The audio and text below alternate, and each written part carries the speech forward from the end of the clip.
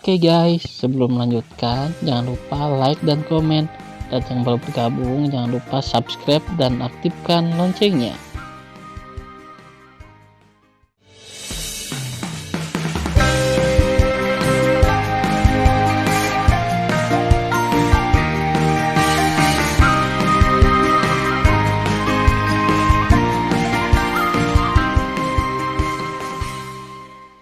Episode 95. Melanjutkan cerita sebelumnya. Sen Subing tersenyum dan berkata, "Aku sudah memberitahumu identitas suamiku. Jangan terlalu terkejut dan jangan terlalu terkekang dengannya. Anggap saja dia Tan Yun, bukan Hong Meng Supreme." "Yah, aku mengerti." Qian Xian menjawab dengan linglung. Pada saat ini, dia bingung. Sebelumnya, saya mengatakan di depannya bahwa saya memuja Hong Meng Supreme dan akan menikahi pria seperti Supreme Hong Meng jika saya ingin menikah. Ini benar-benar memalukan.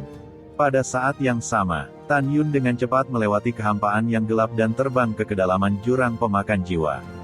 Di bawahnya adalah pegunungan yang tak berujung. Semua tanaman di pegunungan berwarna abu-abu atau hitam.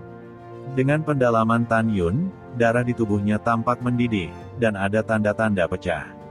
Setengah tahun kemudian, Tan Yun, yang sedang dalam penerbangan, mengebor dahinya dengan sedikit darah halus dan melayang dengan cepat ke dalam jurang. Kemudian, wajah, leher, dan bahkan seluruh tubuhnya Tan Yun memiliki darah halus, pori-pori mengebor dan melayang ke kedalaman jurang seperti kilat. Bayi kecil, berhenti. Tiba-tiba terdengar suara perubahan dari atas kepala Tan Yun. Ketika Tan Yun berdiri di udara, seberkas cahaya jatuh dari langit dan berubah menjadi pria berusia 80 tahun yang ramah. Ketika Tan Yun tidak bisa melihat pencapaian lelaki tua itu, dia memeluk tinjunya dan berkata, "Saya tidak tahu apa yang harus diajarkan oleh Yang Abadi." Tan Yun tidak berpikir pihak lain akan berurusan dengan dirinya sendiri. Lagi pula, mereka tidak memiliki keluhan satu sama lain.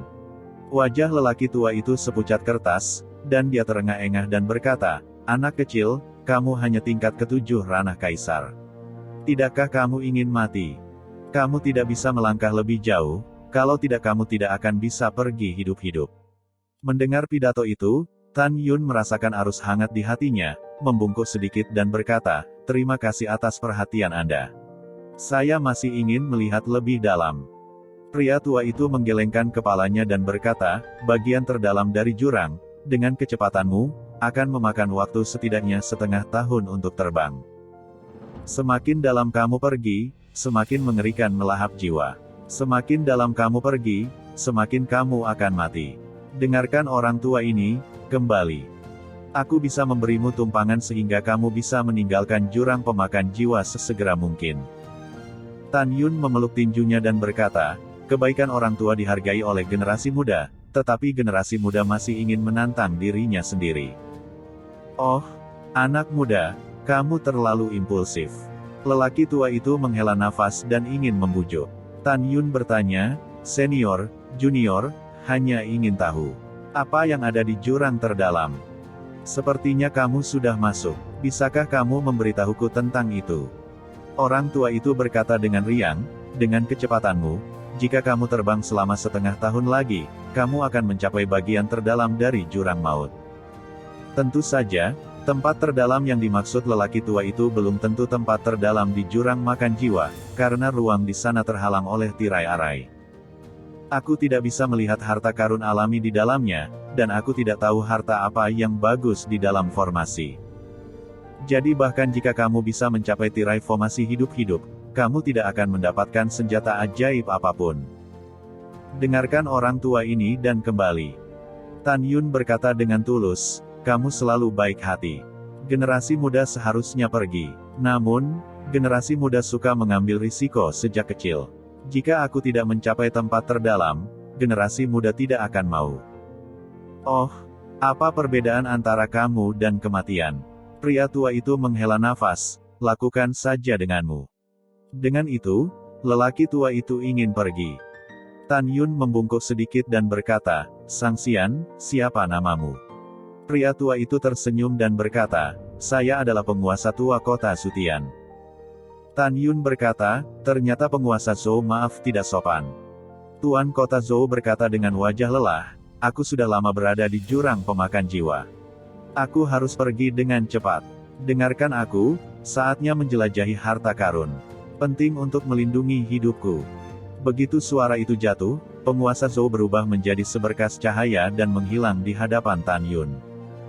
Tan Yun melihat ke belakang kepergian penguasa kota Zhoutian, penuh dengan niat membunuh. Zhou Gong, mungkin mantan tuan kota Zhoutian, apakah leluhurmu, kan? Saya pikir suatu hari, saya akan membiarkan Anda tidak tinggal di kota peri Zhoutian. Demi mengingatkan saya hari ini, saya dapat menyelamatkan hidup Anda pada waktu itu. Kemudian, Tan Yun terbang menuju kedalaman jurang yang melahap jiwa. Dalam 6 bulan berikutnya, Tan Yun bertemu dengan ratusan talenta hebat yang tidak bisa melihat kultivasinya. Dia melarikan diri dari jurang dengan wajah pucat dan 7 lubang berdarah. Ketika dia melewati kepalanya dengan kecepatan tinggi, beberapa orang dengan ramah mengingatkan dirinya sendiri untuk tidak masuk lebih dalam. Beberapa mencemooh bahwa wilayah mereka terlalu rendah, dan mereka berani pergi jauh di luar kendali mereka sendiri. Ejekan Tan Yun terhadap orang-orang kuat ini datang dari telinga kirinya ke telinga kanannya dan mengabaikan mereka. Suara mendesing. Tan Yun, berlumuran darah dan pucat, berhenti terbang dari udara kosong. Mendongak, dia melihat tirai kekacauan seperti kilau. Darah dan kekuatan abadi di tubuhnya dibor ke dalam tirai arai. Tirai menghalangi pandangan Tan Yun dan tidak bisa melihat pemandangan di dalamnya. Berdengung.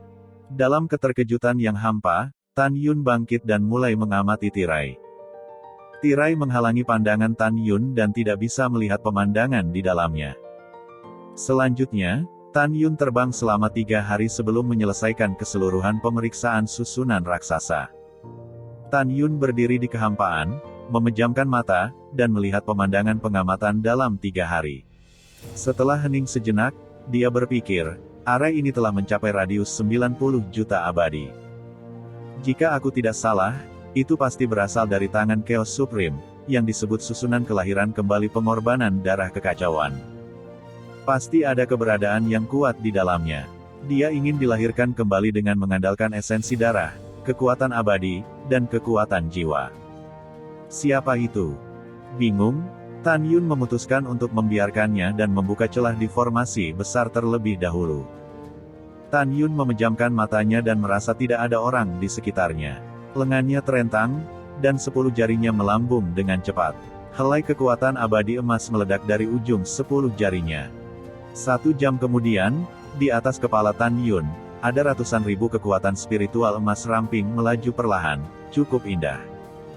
Mengumpulkan. Tan Yun tiba-tiba membuka matanya. Tiba-tiba, ratusan ribu kekuatan abadi emas mulai menjalin dengan kecepatan tinggi.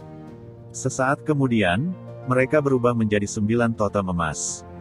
Di tengah setiap totem, ada 4 karakter, Chaos Supreme. Pergi. Tan Yun meludahkan kata, pergi. Tiba-tiba, 9 totem yang diubah oleh kekuatan abadi muncul dalam cincin di udara, berputar dengan kecepatan tinggi, membentuk pusaran emas dengan diameter ribuan kaki. Kemudian, pusaran emas menukik ke bawah dan dicetak pada tirai arai. Warna layar arai memudar dengan cepat. Saat bernafas, gerbang Qianzhang melingkar terbentuk. Sialan, tidak peduli berapa banyak, lanjutkan dan bicara. Tan Yun melemparkan hatinya ke dalam susunan kelahiran kembali pengorbanan darah yang kacau. Suara mendesing. Setelah Tan Yun mendarat dengan mantap di susunan kelahiran kembali pengorbanan darah yang kacau, tirai susunan di atas kepalanya menutup sendiri. Apa yang menarik perhatian Tan Yun adalah bahwa kekuatan abadi sekuat cairan. Tan Yun belum pernah melihat kekuatan abadi yang begitu kuat dalam hidupnya. Di sekeliling, kekuatan abadi mengalir ke kolam Tan Yunling dengan gila-gilaan. Kekuatan abadi yang dia konsumsi sebelum pulih saat bernafas dan mencapai kondisi penuh. Sungguh kekuatan abadi yang kaya. Jika kamu berkultivasi di sini, kamu pasti dapat meningkatkan kecepatan kultivasi 10 kali lipat. Tan Yun menahan kegembiraan di hatinya. Segera, yang membuatnya senang adalah bahwa kesadaran abadinya tidak terpengaruh dalam rangkaian kelahiran kembali pengorbanan darah yang kacau. Rambutnya terbang. Dalam sekejap, Kesadaran abadinya diselimuti susunan besar dengan radius 90 juta abadi.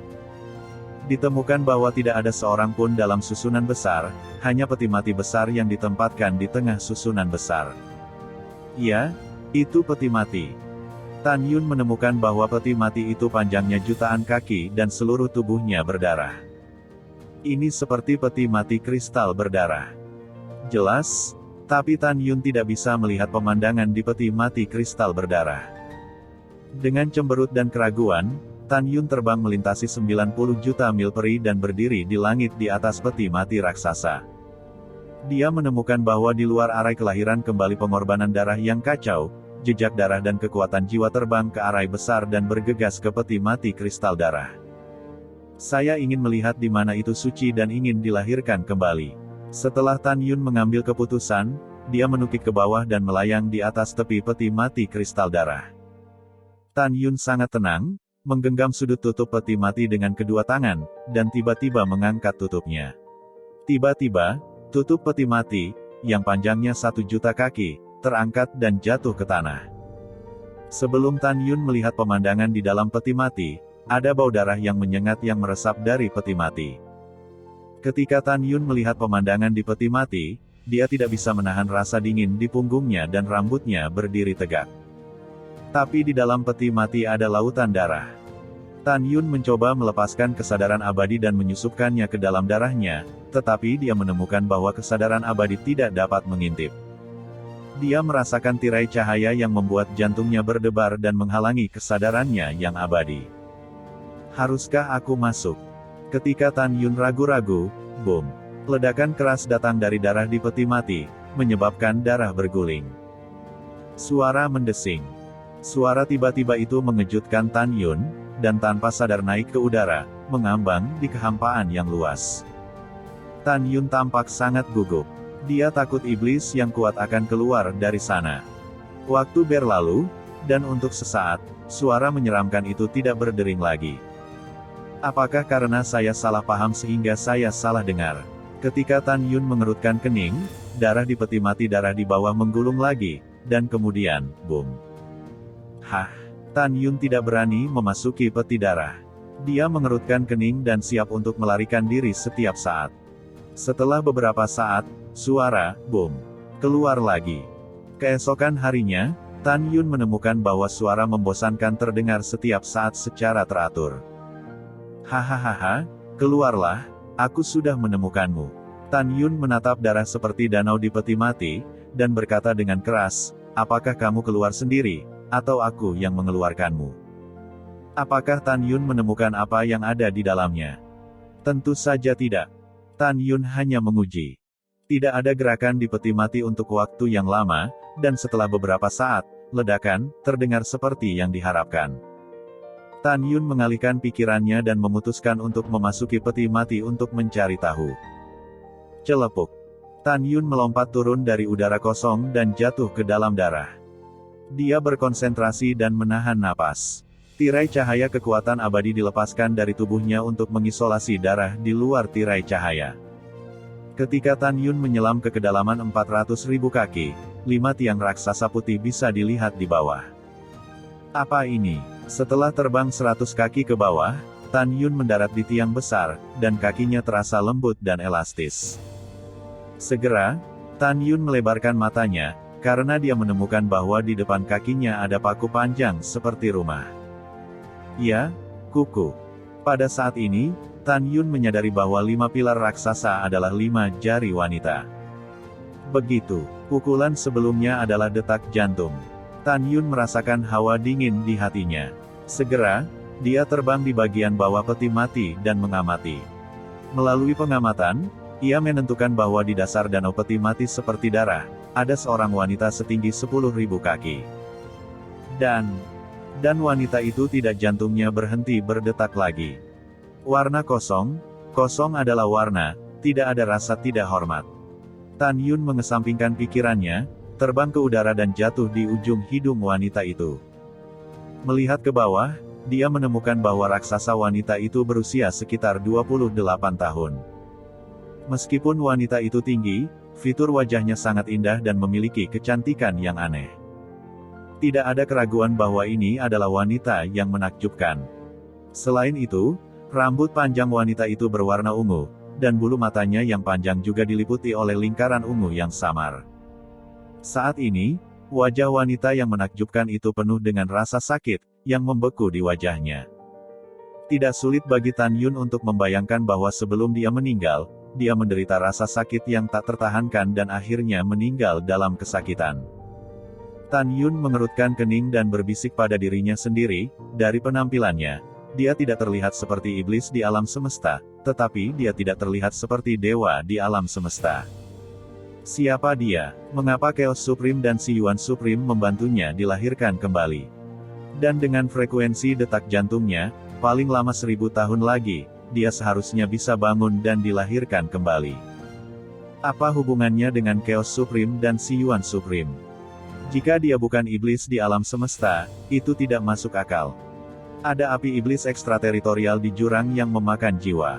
Api ini adalah sesuatu di alam semesta. Tidak ada alasan untuk muncul di dunia abadi 9 surga Hongmeng. Apakah aku salah menebak sebelumnya? Dia bukan iblis alam semesta di langit, dan ada alasan lain mengapa api iblis langit ekstrateritorial ada di jurang pelahap jiwa.